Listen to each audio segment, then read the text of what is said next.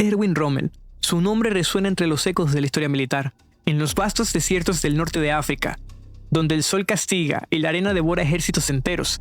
Allí emergió su figura para cambiar el curso de la guerra. No fue solo un general, sino un símbolo de audacia, velocidad y cálculo. Aclamado por sus tropas, temido por sus adversarios y respetado incluso por sus enemigos, Rommel parecía invencible. Pero detrás del apodo legendario del Zorro del Desierto, se ocultaba un hombre atrapado entre la lealtad y la conciencia, entre la obediencia ciega y la responsabilidad moral. Esta es la historia de un soldado brillante cuya caída no fue dictada por la derrota militar, sino por las sombras que envolvieron al Tercer Reich. Durante la Primera Guerra Mundial, aquel joven oficial alemán demostró que no era uno más en las trincheras, mientras otros se arrastraban en el barro de Verdún. Rommel peleaba en las montañas del frente italiano, donde la guerra era vertical y brutal. Allí mostró por primera vez su sello, rapidez, decisión e iniciativa. Operaba con grupos pequeños tras las líneas enemigas, convirtiéndose en un comandante audaz. Por su valentía recibió la prestigiosa Pour le Mérite, la máxima distinción prusiana. No era común que un oficial de su rango recibiera tal honor, pero Rommel no era común. Tras el armisticio, mientras Alemania vivía el caos de la posguerra, Rommel permaneció en el ejército, reducido por el Tratado de Versalles. En esos años de aparente calma comenzó a pulir otra faceta, la del pensador militar.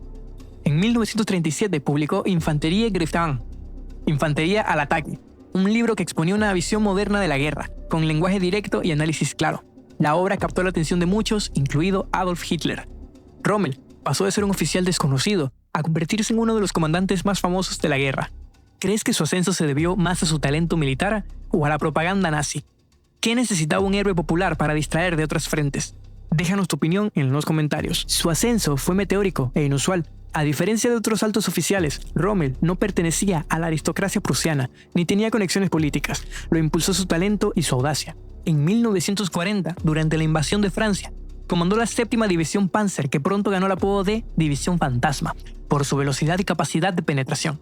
Mientras otros avanzaban con cautela, Rommel cruzaba ríos sin esperar órdenes, rodeaba ciudades y sembraba el caos en la retaguardia enemiga. La primera guerra había forjado al soldado, la segunda al estratega. Pero sería en un escenario completamente distinto donde alcanzaría la inmortalidad táctica, en el desierto del norte de África. En febrero de 1941, ante el colapso del aliado italiano frente a los británicos en Libia, Hitler envió una fuerza expedicionaria. Así nació el Afrika Korps, y al frente de esa misión fue asignado Rommel. En el desierto, el general alemán encontró el terreno ideal para desplegar su genio. Apenas desembarcó, realizó una maniobra de engaño. Hizo que sus pocos tanques dieran vueltas una y otra vez alrededor de la tribuna principal, creando la ilusión de una fuerza masiva.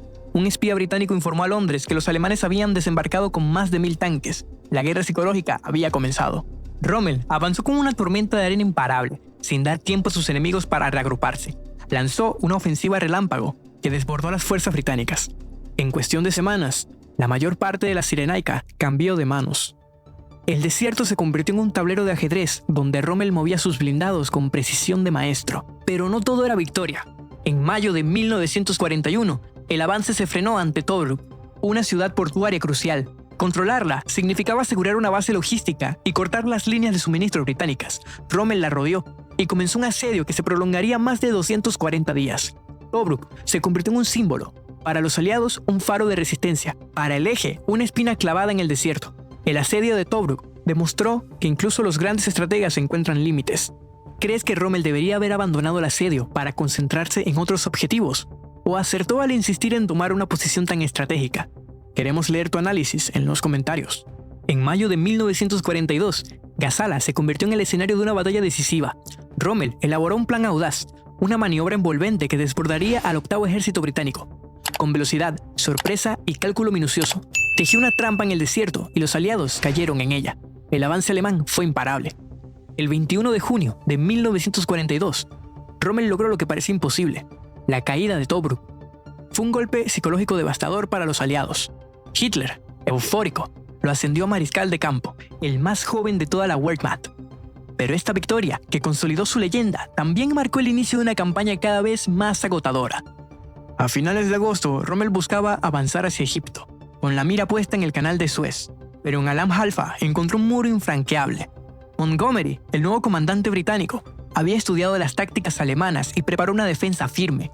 Por primera vez, la astucia del zorro se topó con la previsión. La ofensiva fracasó, principalmente por falta de combustible. La superioridad aérea aliada y el hostigamiento a los convoyes de suministro habían asfixiado al Afrika Korps. Entre octubre y noviembre de 1942, Montgomery lanzó un ataque masivo en el Alamein. Rommel, con fuerzas mermadas y una logística colapsada, enfrentó la embestida con valentía, pero con la certeza de que la batalla estaba perdida. El desierto, antes su aliado, se volvió testigo de su declive. La retirada ya no era una opción, sino una necesidad. El cazador se había convertido en presa. En febrero de 1943, en el paso de Kasserine, en Túnez, Rommel infligió a las fuerzas estadounidenses una dura derrota, demostrando una vez más su genio táctico. Pero fue su último rugido. La falta de suministros y la superioridad numérica aliada inclinaron la balanza definitivamente. La campaña en África había terminado. Para 1944, el régimen nazi se tambaleaba. En ese clima de descontento, se gestó la Operación Valquiria, un intento de asesinar a Hitler. Rommel fue implicado en la conspiración, no como artífice directo, pero sí como crítico silencioso y contacto cercano a los conspiradores. Cuando la operación fracasó, el régimen reaccionó con brutalidad. Rommel fue acorralado por el mismo nazismo, al que una vez sirvió con fervor. Para evitar un juicio público que mancharía su nombre y pondría en peligro a su familia, se le ofreció una terrible alternativa: el suicidio, a cambio de preservar su honor y proteger a los suyos. El 14 de octubre de 1944, el zorro del desierto tomó una cápsula de cianuro. La versión oficial fue que había muerto a causa de las heridas sufridas en un ataque aéreo. Alemania le dedicó un funeral de estado con todos los honores, sin saber que enterraba a un hombre que había osado cuestionar al Führer. Erwin Rommel fue una figura compleja, un estratega brillante, un líder respetado, pero también un hombre atrapado entre el deber y sus principios. Eligió el silencio eterno antes que la traición a su conciencia. Aunque el héroe no cayó en el campo de batalla, sino en el terreno implacable de la política. Su legado quedó dividido entre la gloria militar y la tragedia personal. Su historia refleja las contradicciones de una época donde la lealtad podía ser tanto una virtud como una condena. El zorro del desierto dejó una huella imborrable en la historia, junto con una profunda lección sobre las difíciles decisiones de quienes se atreven a cuestionar el poder. La vida de Rommel nos recuerda que los grandes líderes militares no siempre encuentran su final en el fragor de la batalla. A veces, la guerra más dura se libra en el interior de uno mismo, cuando la conciencia exige un precio que la lealtad no está dispuesta a pagar. Su nombre sigue siendo objeto de debate. ¿Fue un militar, un nazi convencido o un hombre de honor atrapado en un régimen criminal? Quizás fue un poco de todo, y esa complejidad es lo que mantiene viva su historia. De esta forma llegamos al final. Si te gustó este documental y quieres seguir explorando las vidas de los grandes estrategas de la historia, no olvides suscribirte al canal para no perderte nuestra próxima entrega. ¿Qué otro comandante militar te gustaría que analicemos en profundidad? ¿Patton, Zhukov o Yamamoto? Déjanos tus sugerencias en los comentarios. Esto ha sido todo por hoy.